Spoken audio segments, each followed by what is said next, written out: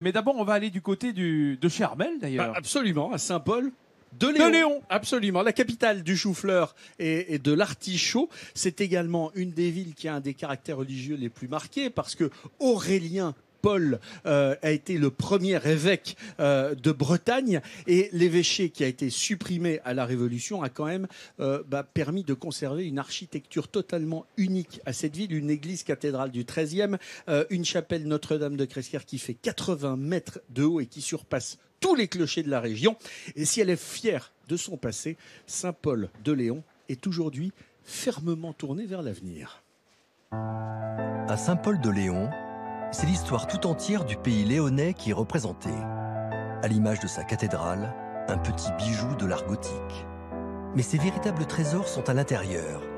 Son orgue massif du XVIIe siècle, sa rosace aux dimensions spectaculaires et sa nef centrale pourraient faire croire qu'on est ici à Chartres ou à Paris. Un décor magistral qui impressionne Jacques comme au premier jour. En tant que graphiste, forcément, je suis sensible à l'architecture et à la prouesse artistique. Chaque pierre taillée est déjà une prouesse technique. Et voilà, pour créer un ensemble pareil, c'est complètement phénoménal, quoi. Et si Jacques est venu s'installer à Saint-Paul-de-Léon, à quelques kilomètres seulement de Roscoff, sa ville natale, c'est qu'il est tombé sous le charme de cette ville et de son histoire. Alors, quand il arpente les vieilles ruelles pavées du centre, c'est pour s'imprégner de leur atmosphère paisible et pittoresque.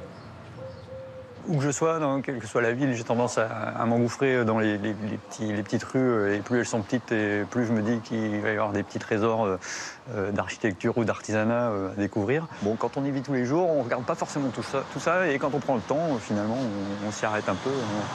Et de temps en temps, on se dit, oui, il y a quand même une belle richesse là. Mais s'il est un lieu où Jacques aime particulièrement se rendre, c'est bien cette boutique du centre-ville. Depuis 2008, cette librairie salon de thé est devenue un véritable lieu de rendez-vous pour tous les Saint-Paulitains. Ça reste un lieu particulièrement convivial. Voilà. Moi, si je viens pour chercher des livres, je suis à peu près certain de finir par boire un café avec des amis parce que je suis sûr de croiser du monde, de croiser des gens que je connais. Et celle qui est aux affaires, c'est Gaëlle. Elle n'a pas hésité une seule seconde lorsque les précédents propriétaires ont décidé de vendre un concept qui marchait déjà très fort. Ça s'est imposé comme une évidence que voilà, s'il fallait reprendre une librairie quelque part en Bretagne, c'était ici. Le concept est génial. Il y a un attachement très très fort de la clientèle à ce lieu. Donc voilà, tout ça, ça a presque imposé à nous. Et après la nourriture de l'esprit, rien de tel pour Jacques qu'une petite balade en bord de mer. Car Saint-Paul-de-Léon est bordé par 13 km de côte à la beauté rare.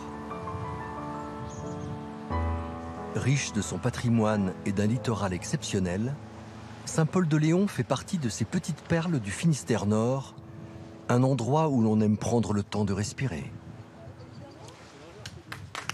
Armel, c'est chez vous, Saint-Paul-de-Léon. Tout ce patrimoine à la fois architectural, religieux et marin, c'est tout ce qui vous a fondé, formé. Parce que le religieux, ça a d'abord été une éducation. Tout à fait. J'étais effectivement à l'école à Saint-Paul-de-Léon. J'ai passé 20 années là-bas. Donc je connais bien Notre-Dame de Cresquières. Je connais bien le collège Sainte-Ursule. Donc voilà, j'ai fait tout l'enseignement privé. Et donc j'ai eu des frères et des sœurs qui étaient mes professeurs en fait. Donc c'était comme ça. Et puis oui, il y avait toute une histoire finalement à Saint-Paul-de-Léon. C'était beaucoup sur le monde de la terre. Saint-Paul, vous l'avez dit, c'est le maraîchage. Voilà, c'est les agriculteurs, c'est les paysans, les choux-fleurs, les artichauts. Moi, je me rappelle il y avait des manifestations, on avait des tas de choux-fleurs dans la rue. Il fallait contourner pour aller à l'école. Et puis finalement, les gens n'étaient pas vraiment tournés vers la mer. Et moi, je me suis un peu lancé dans cette aventure-là. Le centre nautique, vous le découvrez à quel âge ? Moi, je découvre à l'âge de 7 ans, grâce à la voile scolaire, qui a été initiée finalement dans le Finistère avec les écoles, justement pour donner un peu l'envie d'aller naviguer. Et à Saint-Paul, on faisait notamment les garçons, on faisait tous du foot, parce qu'il y avait un bon club de foot. Mais moi, c'était pas forcément ce qui me plaisait. Et puis la voile, c'est devenu quelque chose qui m'a donné envie d'aller un peu plus loin. Dès 7 ans, ça a été une vocation, ça a été un appel, c'était quelque chose qui vous magnétisait ? C'était finalement d'aller sur un optimiste, d'être tout seul. Il y avait un côté liberté. D'être tout seul à décider de ce qu'on fait. Voilà, une petite prise de Son risque. maître. Et quoi, hein. voilà, et Et- ça me plaisait bien. Est-ce que la foi, puisqu'on parlait de religion, effectivement, à travers l'exploit, celui-ci et d'autres que vous avez réalisés, est-ce que ça aide? Est-ce que c'est complètement occulté? Quelle place ça a? Non, moi j'ai pas forcément après suivi justement une pratique de la religion. Je suis plutôt quelqu'un qui croit aux hommes, croit voilà, aux belles choses. Et puis voilà, moi j'ai plutôt été à comprendre l'histoire finalement d'où je venais. J'ai eu la chance de rencontrer mon grand-oncle qui était un ancien évêque des îles Marquises, qui m'a beaucoup appris, que je suis allé rencontrer là-bas, donc l'autre côté du Pacifique, et qui m'a justement expliqué la vie d'où je venais, l'histoire. C'est plus en ça que je crois finalement que la foi et tout ce qu'on peut croire. Voilà. Il a prononcé un mot inoubliable, le mot liberté, Armel. C'est vrai qu'on est dans l'époque où on ne cesse de prôner le risque zéro. Lui, c'est pas le risque zéro. C'est un homme qui prend des risques pour sa sécurité au profit de la liberté.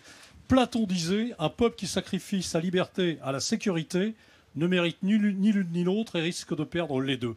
C'est l'inverse C'est de ça. Il magnifique. est dans le risque fondamental, mesuré évidemment, mais non, merci. Eh, Yann, homme libre, toujours tu chériras la mer. L'homme libre, c'est tu es un homme, donc tu es libre. Et si tu es libre, tu chéris la mer. Et la mer, c'est le choix, tous les jours. C'est le carrefour de tous les possibles.